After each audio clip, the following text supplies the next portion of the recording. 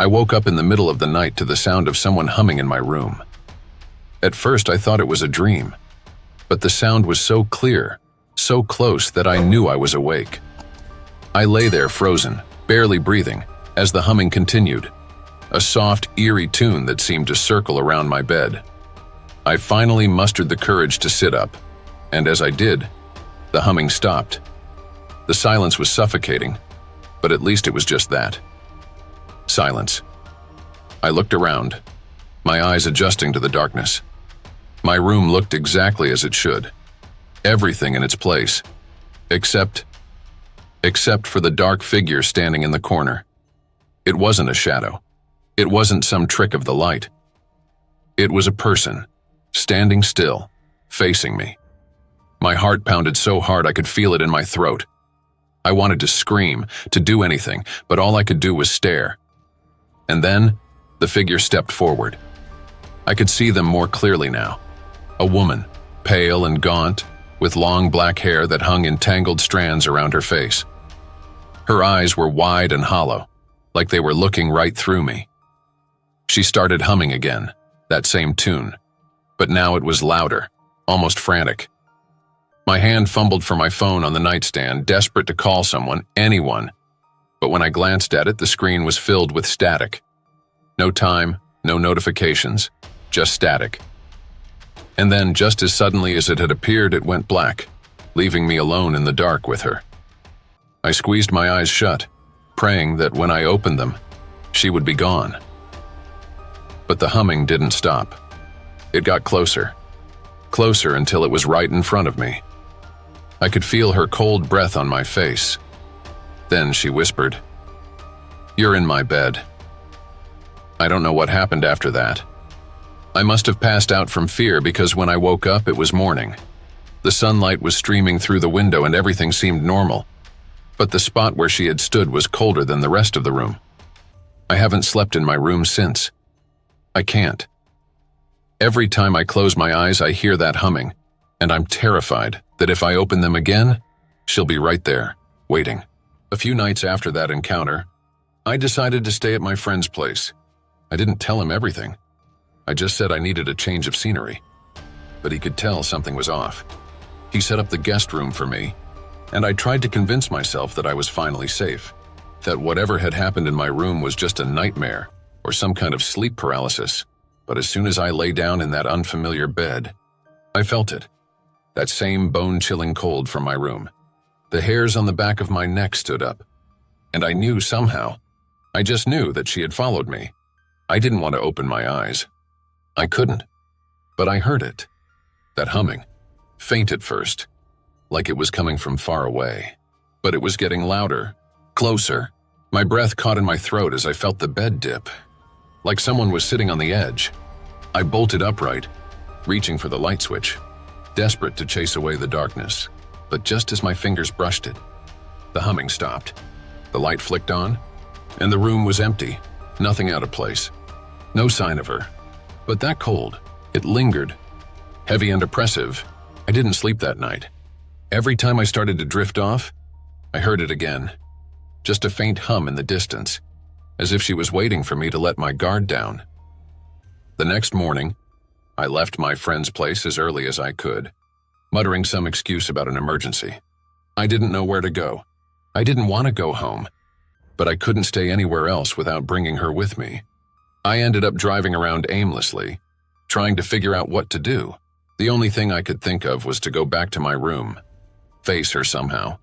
Maybe if I confronted whatever this was, it would stop. Maybe. So, that night, I went back. The house was quiet, the kind of stillness that usually made me feel safe. But as I climbed the stairs to my room, my heart started racing again. I could feel it. She was there, waiting for me. The door to my room was slightly ajar, just like I'd left it. But the moment I stepped inside, I knew something was wrong. The air was thick, almost suffocating, and the cold was so intense it felt like it was seeping into my bones. And then I saw her, standing by the window, her back to me. She wasn't humming this time. She was silent, still, like she was waiting. I don't know what came over me, but I whispered, What do you want? She didn't turn around, but I heard her voice, soft and broken, like she hadn't spoken in years. This is my room. I wanted to scream, to run, but I couldn't move. I was rooted to the spot as she slowly turned to face me. Her eyes locked onto mine, and I felt this wave of despair crash over me. Like all the fear and sadness she'd ever felt was pouring into me, she stepped closer, and I felt the floorboards creak beneath her weight. "You shouldn't be here," she whispered, her voice cracking. "You need to leave." I don't remember running out of the house, but somehow I ended up outside, gasping for air. I haven't been back since. I've tried to research the history of the house, but there's nothing. No deaths, no tragic stories. But I know what I saw. I know she's real, and I know she won't stop until I'm gone for good. I don't know what to do. I can't keep running from her, but I can't go back to that house. Every night, I hear her humming. Even when I'm miles away, it's like she's in my head. I couldn't shake the feeling that something was tying me to that house, to her. The humming followed me everywhere, haunting my days and invading my dreams. I was desperate, so I did something I never thought I'd do. I contacted a paranormal investigator. His name was Greg, a guy in his late 30s who looked more like a skeptical scientist than a ghost hunter. I half expected him to laugh at my story, but he listened intently, nodding as I described everything that had happened. When I finished, he was quiet for a moment, then said, "Sometimes spirits get attached to people, not places." That thought chilled me to the bone. "So, what do I do? How do I get rid of her?" Greg didn't answer right away. Instead, he suggested we go back to the house together. He wanted to see the place for himself, feel the energy, as he put it. I was reluctant, but I knew I couldn't keep living like this, haunted by something I couldn't escape. We went back that night. The house felt even more oppressive than before, like it was holding its breath, waiting for us. Greg set up some equipment, cameras, audio recorders, EMF meters, and then we just sat in my room, waiting. For the first hour, nothing happened. The house was silent, still, almost peaceful. But then, just as I was starting to relax, the temperature dropped. That familiar, icy chill crept into the room, and I knew she was here. Greg's EMF meter started beeping, the lights flashing erratically. He looked at me, his expression serious. "She's here." The humming started, soft at first, but growing louder, more insistent.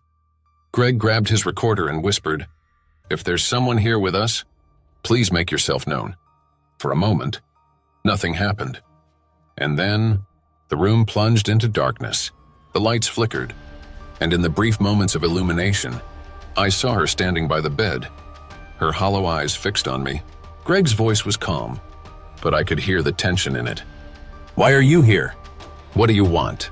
The humming stopped, replaced by a low, mournful wail that sent shivers down my spine. The lights flickered again, and suddenly, she was right in front of me, inches away. Her face was twisted in pain, her mouth open in a silent scream. I felt a hand on my shoulder, Greg's, but I couldn't tear my eyes away from her. She leaned in, her cold breath washing over me as she whispered, "Leave, or you'll be next." The lights came back on, and she was gone. The room was still freezing, but the oppressive weight in the air had lifted. Greg looked shaken, more than I'd ever seen him. "We need to leave. Now." We gathered the equipment as quickly as we could, the fear pushing us out the door. Once we were outside, Greg turned to me, his face pale. "I've dealt with spirits before, but nothing like that. She's dangerous. You need to stay away from here." I nodded, but deep down, I knew it wasn't over. She wasn't bound to the house, she was bound to me. And no matter where I went, she would follow. For the next few days, I tried to avoid thinking about it, but the humming never stopped. It was quieter now, more distant, but it was always there, a constant reminder that she was still with me, waiting. One night, after another sleepless attempt to drown out the sound, I decided to take a drive. Maybe some fresh air would clear my head, give me some clarity. I ended up at a park on the outskirts of town, a place I used to go as a kid when I needed to think. The night was calm, almost peaceful. And for the first time in weeks, I felt a little bit of that old comfort return. I sat on a bench, staring up at the stars, trying to figure out my next move. And then, I heard it, the humming. But this time, it wasn't coming from inside my head. It was coming from behind me. I turned slowly, my heart racing. There she was, standing at the edge of the trees, just barely visible in the dim light. She didn't move, didn't speak, just stared at me with those empty eyes. I don't know how long we sat there, just staring at each other. But then, she started walking toward me, slow and deliberate. I knew I should run, but I was frozen, trapped by her gaze. When she was only a few feet away, she stopped. Her expression softened, and for the first time, I saw something in her eyes that wasn't anger or pain. It was sorrow. "Why won't you leave?" I asked, my voice barely a whisper. She didn't answer right away. When she finally spoke, her voice was so soft I almost didn't hear it. "I can't." It hit me then, the realization that she wasn't just trying to scare me away. She was trapped, just as much as I was. Whatever had happened to her, whatever had tied her to this world, it wasn't something she could escape from. "I'm sorry," I whispered, not knowing what else to say. Her eyes locked onto mine one last time, and then she turned and walked back into the trees, fading into the darkness. The humming faded with her, leaving only the rustle of the leaves in the breeze. I sat there for a long time, processing everything. I didn't have all the answers, but I knew one thing: I couldn't keep running. I needed to find out who she was, what had happened to her, and why she was bound to me. I'm not sure where this journey will take me, but I know I can't turn back now. Whatever happens, I have to see it through, for both our sakes. After that night at the park, I became obsessed with finding out who she was. I knew I couldn't rest until I uncovered the truth.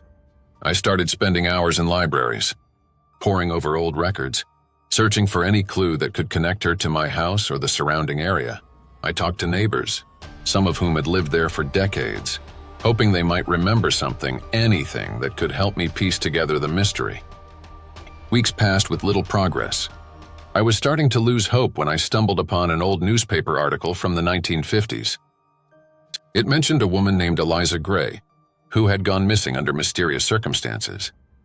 She was last seen at a house that stood on the same lot where mine was built years later. The more I read, the more I felt a sickening dread settle in my stomach. The article described Eliza as a troubled woman, someone who had been institutionalized multiple times for hysteria. Her family had abandoned her, and she was living alone at the time of her disappearance. The locals believed she had gone mad and wandered off into the woods, but her body was never found. Her photo accompanied the article, and when I saw it, my blood ran cold. It was her, the woman who had been haunting me. Her hair was longer, her face more youthful, but there was no mistaking those hollow eyes. I realized then that she hadn't just died in that house. She had suffered. Abandoned, forgotten, and in her final moments, she must have been desperate for someone to notice her, to care, but no one did. I couldn't stop thinking about her after that. I felt this overwhelming sense of guilt, like I had to do something to help her find peace. But how? I had no idea where to start, and I knew I couldn't handle this on my own. I reached out to Greg again, telling him what I'd found. He agreed to meet me at the house the next night, to try to contact Eliza's spirit directly. He thought that if we could communicate with her, maybe we could help her move on. When we arrived, the house felt different, more oppressive, like the walls were closing in on us. Greg set up his equipment again, but this time, he also brought something else, a small, worn book of old rituals. He explained that it contained ways to help lost spirits cross over, but it had to be done carefully. We sat in the middle of the room, candles flickering around us. Greg started speaking softly, calling out to Eliza, asking her to come forward. The air grew colder, and I knew she was with us. The EMF meter started going wild, and I could feel that familiar presence, strong and angry. "Eliza," Greg said calmly, "we know what happened to you. We want to help you find peace." The room seemed to shudder in response, and suddenly, the candles blew out, plunging us into darkness. The humming started again, louder than ever, almost deafening. Greg's voice cut through it. Firm but compassionate. You don't have to be afraid anymore. We're here to help. There was a pause, and then the humming stopped. The silence was thick, heavy with anticipation. And then, for the first time, I heard her speak clearly. I don't want to be alone. Her voice was different from before, less frightening, more vulnerable. My heart broke for her in that moment. You're not alone, I said, my voice trembling. We're here with you. Greg began reading from the book, a series of words that I didn't understand but felt powerful. The room seemed to pulse with energy, the temperature fluctuating wildly. I could feel her presence, strong and overwhelming, like she was struggling against something. But then, gradually, the pressure eased, the room warmed, and the darkness felt less suffocating. I could sense her presence fading, not in anger this time, but in relief, as if she was finally letting go. And then, she was gone. The room was still, the air warm again, and the only sound was our ragged breathing. Greg looked at me, his face pale but calm. I think she's finally at peace. I wanted to believe him. And in that moment, I did. The house felt different, lighter, like a weight had been lifted. I didn't hear the humming anymore, and the oppressive cold was gone, for the first time in what felt like forever. I slept peacefully that night. When I woke up, the house was filled with sunlight, and for once, it didn't feel threatening. It felt like home. But even though Eliza was gone, I couldn't forget her. I found myself thinking about her often, wondering what her life had been like, how much she had suffered. I knew she was at peace now, but I couldn't shake the sadness of it all. I started doing volunteer work at a local shelter, helping people who were struggling, forgotten by society, much like Eliza had been. It felt like the least I could do, a way to honor her memory. I still live in the house, and though I never saw her again, I sometimes feel a gentle presence, a warmth that wasn't there before. It's like she's watching over me, grateful in her own way. And every now and then, late at night, when the world is quiet, I think I can still hear that faint, soft humming, not of sorrow, but of peace.